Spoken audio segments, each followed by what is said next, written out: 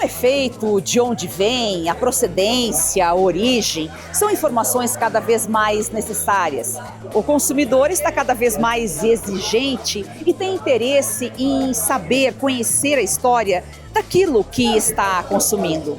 E é aqui que entra a indicação geográfica, que é um selo que certifica aí a procedência, a propriedade intelectual, garantindo a autenticidade e características únicas. A primeira IG documentada no mundo data de 1700 e se refere ao vinho do Porto. No Brasil ainda é muito novo, em 2002, a primeira IG foi a do Vale dos Vinhedos, na Serra Gaúcha. Hoje são mais de 160 e a cada ano surge um novo registro. Assista agora A Força do Agro com Joyce Maffezoli.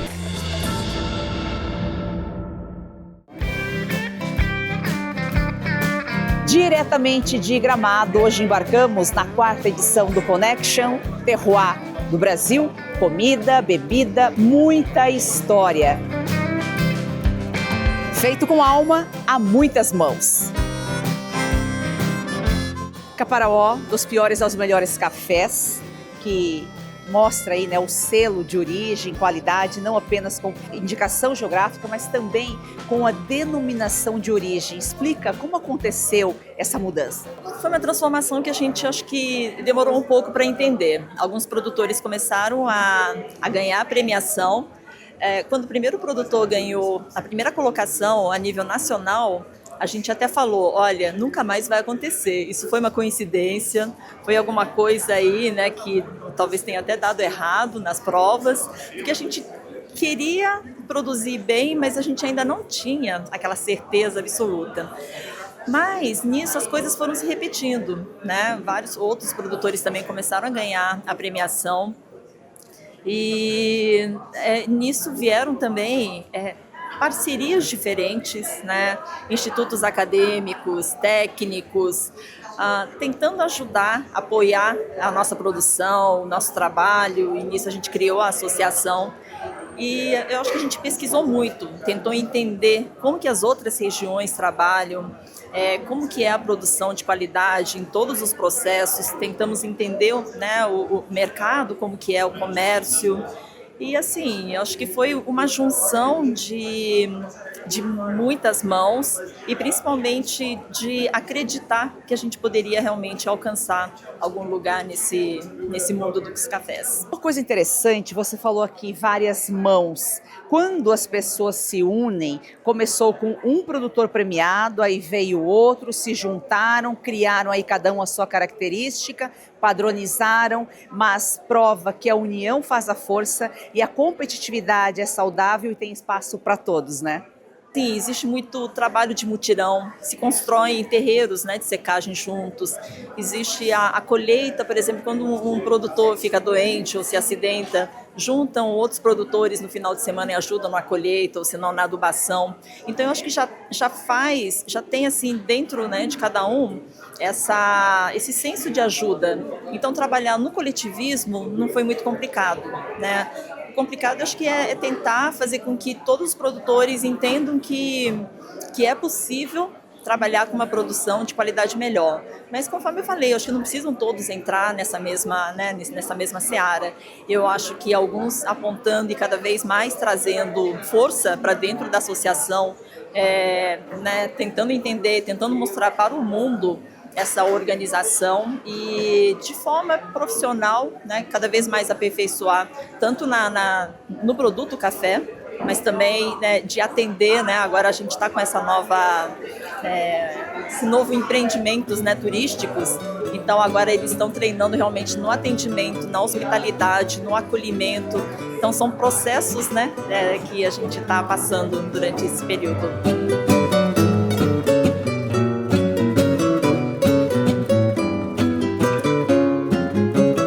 A primeira denominação de origem do México é tequila. E essa bebida aí que o mundo conhece tão bem, México é sinônimo de tequila e vice-versa. E com certeza movimenta a economia, gera emprego, não só da região, como do país também, né? A tequila é a marca nacional do México. É o presente que o México deu ao mundo. E não é apenas uma bebida. É cultura, história, tradição e raízes. Faz parte da gastronomia, mas também impulsionou o crescimento e o desenvolvimento econômico da cidade de Tequila e de muitas outras cidades nos estados de Jalisco, Guanajuato, Nayarit, Michoacán e Tamaulipas. É a tequila. Faz parte da economia mexicana. Assim como o champanhe só pode ser produzido na região de Champagne, na França, a tequila de origem também só pode ser produzida naquela região lá do México. Exatamente. É a primeira denominação de origem e para ser tequila deve vir do México. Não poderia ter outro nome, tequila, se não for produzida no México. Assim como o champanhe, o xerez ou o conhaque, a tequila pertence ao México. Tequila é de México. O agro transforma as pessoas. O teu sonho há 30 anos, você trabalhava com turismo, era ser embaixadora para levar o México ao mundo e, no entanto, o agro está te proporcionando isso. Não é mesmo, Araceli? Acho que a parte mais bonita de todo o processo de produção da tequila é o campo. É a forma como ela cresce, como amadurece na terra, levando de 8 a 10 anos. O processo é lindo, isso faz dela um produto muito mais valorizado e apreciado. Quando as pessoas conhecem todo esse processo, tão lento, cheio de paciência e amor, mas também de trabalho árduo de mãos mexicanas, a percepção delas muda completamente. Essa bebida se torna algo muito próximo ao coração, algo que representa orgulho e um forte senso de pertencimento. E que representa orgulho e muito sentido de pertenência. A tequila é para o mexicano o que o café é para o brasileiro. Com certeza. É por isso que digo que o dia deve sempre começar com um café e terminar com uma tequila.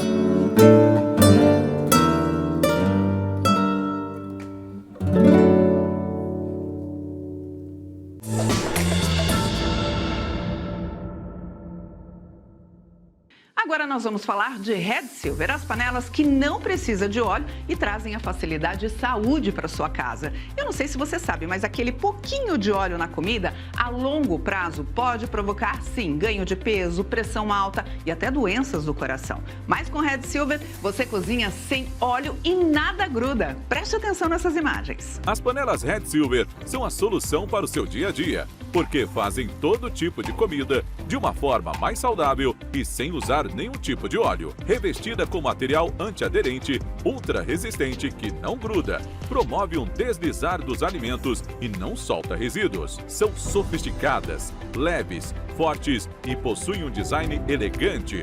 A combinação perfeita para a sua cozinha. Gente, não precisa de óleo, não gruda e vai em todos os fogões. E hoje tem promoção. Compre agora pelo QR Code com até 64% de desconto no kit padrão, com 4 panelas mais 4 tampas, igual a esse aqui, ó. Sai por 12 parcelas de R$ 62,25 com frete grátis. E com apenas R$ 10 a mais na parcela, ou seja, 12 de R$ 72,25, você leva o kit família, que conta com assadeira e com panelão de 28 centímetros com tampa. E ganhe de presente este kit com 4 utensílios de silicone para deixar a sua cozinha mais completa. É uma oportunidade única. Ai, detalhe, usou 30 dias, não gostou? Receba todo o seu dinheiro de volta. É satisfação garantida. Compre agora pelo QR Code ou acesse redsilver.com.br/oeste. Ou, se preferir, mande mensagem no WhatsApp 11 97661 8704. Eu vou repetir, 11 97661 8704. Compre agora e leve saúde, facilidade e praticidade para sua casa.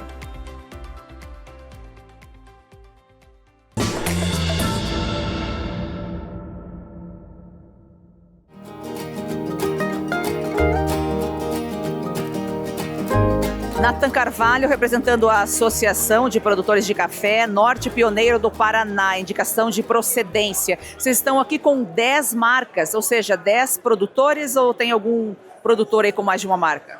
Isso, Joyce. A gente está aqui representando a nossa associação que chama a SEMP, representando a nossa IG do Norte Pioneiro do Paraná.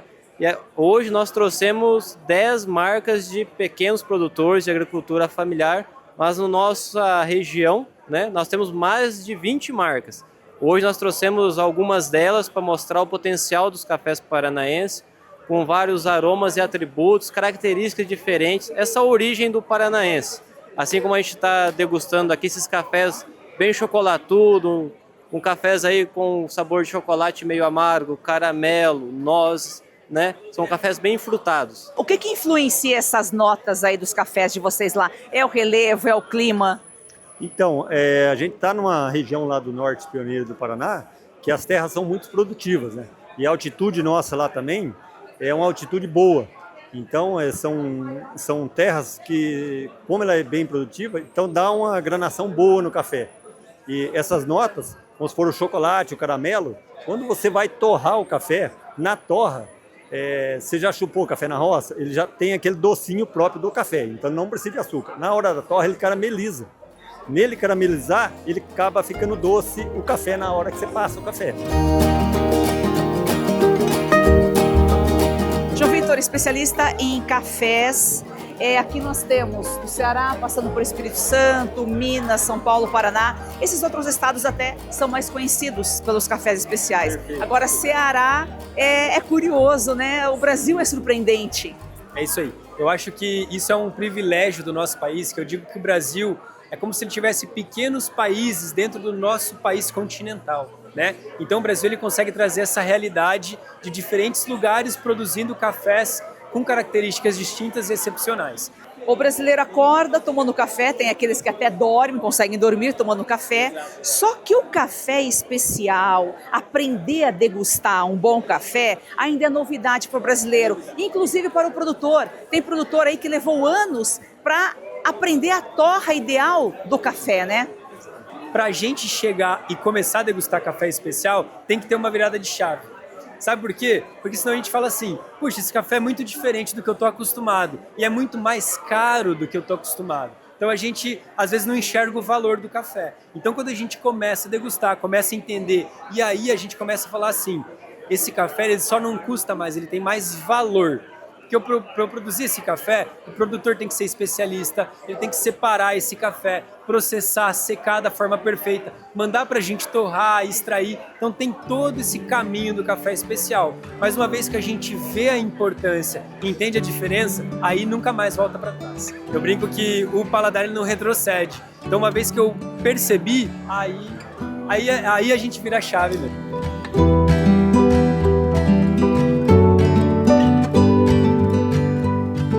Os vinhos do Rio Grande do Sul são muito conhecidos. Hoje tem várias regiões do Brasil produzindo vinho, mas é claro, Santa Catarina, vizinha aí, não fica para trás, produz muito bons vinhos, né?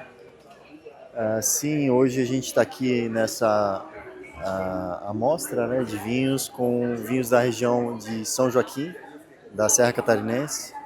Os vinhos têm uma indicação geográfica chamada vinhos de altitude, então o nosso diferencial é uma associação de produtores que tem em comum a altitude. Então são aqui expondo 8 produtores, mas a associação são 27 produtores que possuem vinhedos acima de 1.000 metros. Então isso dá uma característica muito interessante às nossas uvas, que consequentemente transmite muita intensidade de aromas, sabores aos nossos vinhos. Então é o nosso diferencial, vinhos elaborados com uvas de altitude. André, isso aqui é uma viagem ao mundo do vinho, é um turismo para conhecer desde a produção, a colheita, provar, e é uma infinidade de... A gente pensa que o azeite é só para harmonizar com a comida, mas a gente vê aqui tem cosméticos, tem cerveja, e tudo isso pela persistência de um descendente italiano que insistiu em plantar oliveiras aqui, mesmo sendo contrariado por especialistas da Embrapa e outras entidades de pesquisa aí, de que a oliveira não iria se adaptar, e ele provou o contrário. Joyce, realmente no começo foi bastante difícil porque nós não fazíamos parte do mapa da Embrapa que diziam as regiões no Brasil mais propícias à implantação de áreas de olivais, do cultivo de oliveiras.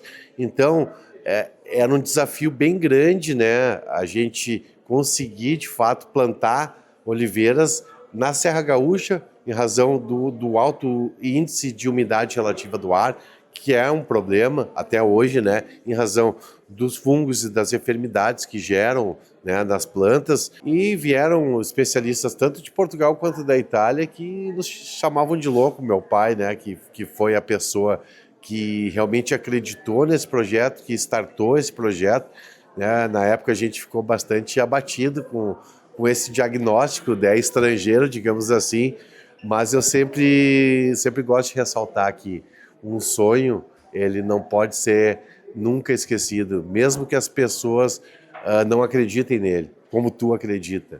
E a gente acreditou naquele sonho, a gente foi contra tudo e contra todos, pesquisou, trabalhou, estudou, e hoje a gente está colhendo os frutos, né, desse trabalho, dessa dedicação.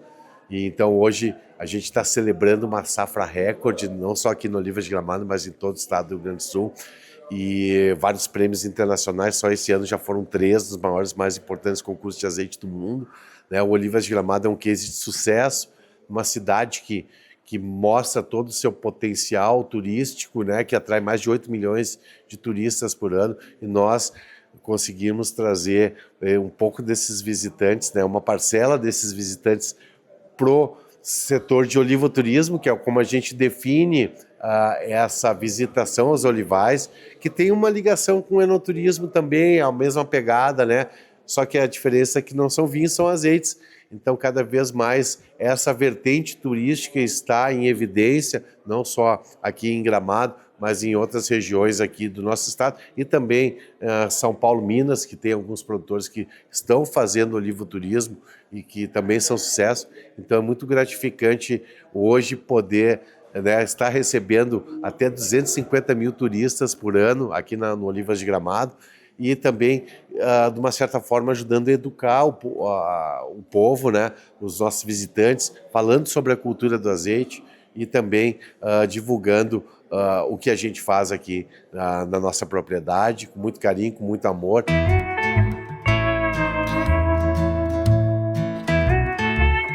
Jéssica Praver, primeira fábrica artesanal de chocolate, precursora de tantas outras que surgiram depois aí pelo Brasil. A tecnologia, como em todo lugar, chegou aqui também, mas o toque final ainda tem aí, é dado pelas mãos dos profissionais, dos funcionários que trabalham com o chocolate 1 por 1, né? Isso mesmo. A nossa essência é artesanal e nós vamos crescer mantendo isso. Né, todo o carinho com as nossas matérias-primas, as formulações bem feitas, os processos e a mão de obra artesanal. Então, incluímos maquinário, incluímos expansão de produção sem perder a essência. Quanto vocês produzem de chocolate aí por dia ou por mês? Não sei qual é a média aí que você calcula, e para onde que vocês vendem? Nós produzimos aproximadamente 1 tonelada por dia, que gera em torno de 20 toneladas no mês. E o chocolate, além de ser vendido praticamente 50% em todas as lojas de Gramado, porque hoje o turismo, as pessoas comem aqui, levam para suas famílias o nosso chocolate. Nós também estamos, a outra metade produzida vai para revendas Empórios Premium, que revendem em todo o Brasil em lojas multimarcas.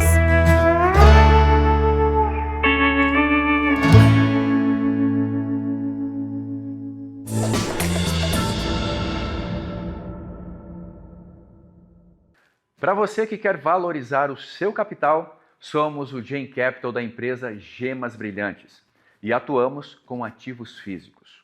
Nossa empresa é para você que tem dinheiro parado nos bancos, investe em ações ou em outros mercados que oscilam diariamente. Agora, você pode atuar com segurança no mercado de pedras preciosas e joias. Conosco, você vai aumentar seus lucros em diamantes certificados de alto valor e joias em ouro, com retornos fixos mensais acima da média.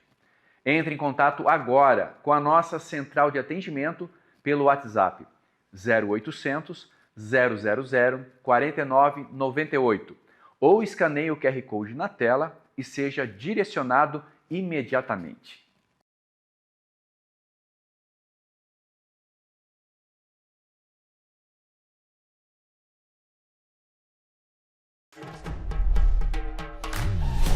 Você que acompanha a Revista Oeste sabe que aqui a gente não recua. Diz o que precisa ser dito. Para isso, é preciso ser livre. A liberdade não é concedida por governos nem autorizada por anunciantes. É garantida por lei, mas só a vigilância do povo garante que leis sejam cumpridas. E o povo, no caso da Oeste, é a multidão de assinantes. A Revista Oeste existe porque milhares de homens e mulheres fizeram essa escolha. É esse apoio direto que mantém a nossa independência. Se você acredita na importância do jornalismo independente, venha fazer parte dessa história.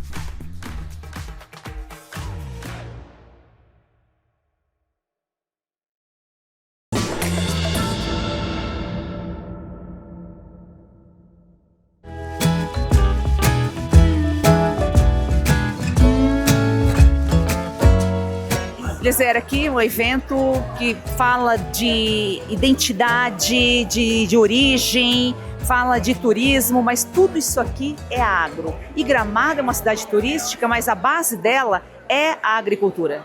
É uma alegria primeiro receber vocês, Joyce, da revista Oeste, que também estão presentes aqui, valorizando, né, tudo que é produzido no Brasil, no estado, aqui na região.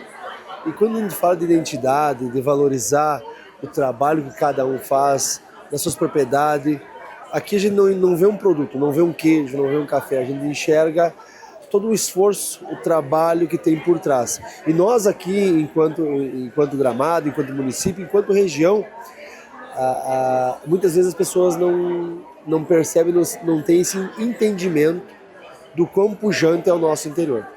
Hoje a nossa produção, se você vai na Casa do Colono, por exemplo, nós temos mais de 120 agroindústrias que produzem desde queijo, salame, geleia, parte de vinho, suco de uva, uma gama muito grande de produtos aqui do nosso interior, tudo produzido por famílias tradicionais. Nós vamos nos fornos de Gramado, comer o pãozinho com linguiça, a cuca. São quase 200 agricultores que fazem através de revezamento, com as suas receitas tradicionais, seja ela da cultura alemã, italiana, portuguesa, que vão lá e fazem diariamente os produtos lá, como a nona fazia. Eles fazem lá, tudo feito na hora, no forno, a lenha, tudo produzido com muito carinho para os nossos agricultores. E muitas vezes, aquilo que ele produz, às vezes ele não tem nem ideia do quão importante é lá para a família dele, para manter o jovem no campo, mas também ele nem tem a dimensão que o produto dele também é a base de nós ter hoje esse sucesso que é Gramado. Marta, a gente está falando aqui de história, de memória, e eu gostaria que você falasse, aproveitando esse momento, de um projeto que vocês estão desenvolvendo, que é de preservar as hortênsias, um símbolo aqui de Gramado, é natureza, é agro, e vocês estão despertando já na escola, que é na escola que a gente ensina, e são essas próximas gerações que têm esse papel aí de preservar aí a história do passado, né? É verdade, o projeto Hortência, na verdade, ele nasceu através da cabeça de uma senhora gramadense, proprietária do Hotel Bavária, que preocupada com a transformação que o município vem sofrendo, que o mundo vem sofrendo, né? Nessa movimentação humana que vem acontecendo. E Gramado vem sofrendo uma transformação muito grande, uma demanda muito grande de novos habitantes, o que para nós é importante e agrega valor em termos de cultura. Mas, por outro lado, nós não podemos perder a essência de Gramado. E estes valores que a gente carrega ao longo dos anos, trazidos por nossos avós, nossos pais, é que a gente, através deste projeto Hortência, está resgatando. Porque a Hortência não foi apenas um símbolo, ela foi o embrião de todos os eventos de Gramado. A hortência, quando trazida para Gramado por um grupo de alemães, a hortênsia ela veio para embelezar a cidade que começava a despertar para o veraneio. Era a época dos veranistas que que viviam, passavam o final, construíam suas casas para passar o final de semana aqui. E a hortênsia, quando se transformou na primeira festa das hortênsias, ela começou a gerar uma visão de futuro na cidade de Gramado. E da festa das hortênsias nasceu o Festival de Cinema, nasceu a FEARTE, enfim, todos os eventos, esse viés que hoje a cidade tem para os eventos. E esse trabalho, Projeto Hortênsia, que a dona Beatriz Guellen trouxe para nós, foi justamente um trabalho de base. Sim, começar pelas escolas, entrar nas escolas e conversar com as crianças e passar para eles esses valores. Mas o projeto também, ele não para só nas escolas, ele vai trabalhar com o segmento, o setor empresarial da cidade, ele vai trabalhar com o comércio também, para abraçar esses novos moradores e dizer para eles, vocês são muito bem-vindos, conheçam por que Gramado é assim e por que vocês escolheram Gramado para viver.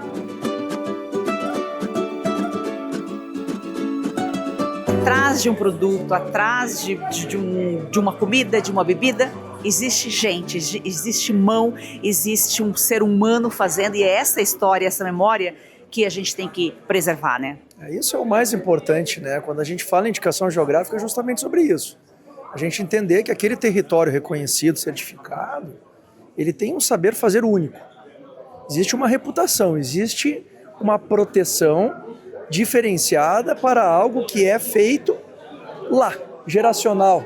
Existe uma família, existe uma história, existe uma tradição, existe uma cultura. E isso é a coisa mais engraçada, quando a gente olha o universo todo e entende, poxa, mas espera aí, por que eles estão cobrando mais por aquele produto? Por que aquele produto está sendo tão exclusivo? Se a pessoa entende o produto pelo produto simplesmente, ele vai comparar com qualquer outro produto daquele gênero, daquela natureza. Mas o que a gente precisa entender é justamente isso. Por que ele se tornou autêntico? Por que ele tem uma essência? O que tem por detrás dele? Quando a gente começa a desbravar e desvendar os mistérios deste produto, a gente passa a perceber a reputação dele, o alcance dele, aquele valor agregado.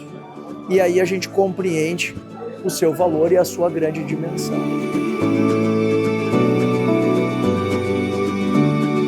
Não adianta só preservar a memória se você não der condições de manter viva e poder financiar e poder vender aquele produto. Sem dúvida, a gente tem nesse aspecto de geração de mercados algumas frentes de trabalho, de operação. Uma delas é garantir e apoiar empreendedores em feiras, em eventos e das mais diversas. Aqui o Connection é um espaço desse, qualificado, mas nós apoiamos, por exemplo, para que algumas indicações geográficas de artesanato estejam em eventos da moda, que o café também não esteja só nos eventos de café, mas em eventos complementares em que vai despertar um interesse pelo consumo, um interesse na tradição, na história, e que oportunize essa aproximação comercial. Então, nós temos, dentro dessa primeira frente de feiras e eventos de mercado, nós trabalhamos muito na perspectiva do mercado B2B, então, lojistas com os produtores, para que haja uma cadeia de valorização do produto. Em alguns casos, a gente trabalha até no B2C, para que esse empresário venda o produtor direto para o público consumidor, como a gente teve, por exemplo, há 2 semanas, 3 semanas, um dos maiores festivais de gastronomia do Brasil em São Paulo, com produtores de G. Então essa é a primeira frente. A segunda é estimular a aproximação com supermercados, empórios, para que a gente tenha um trabalho mais perene de oportunização desses produtos no mercado. E o terceiro é tentar fomentar o mercado digital, plataformas de terceiros ou até do próprio Sebrae. A gente tem hoje uma plataforma do Brasil à Mesa, onde a gente tem a possibilidade do consumidor conhecer e adquirir aqueles produtos de origem. A força do agro é o Brasil que dá certo.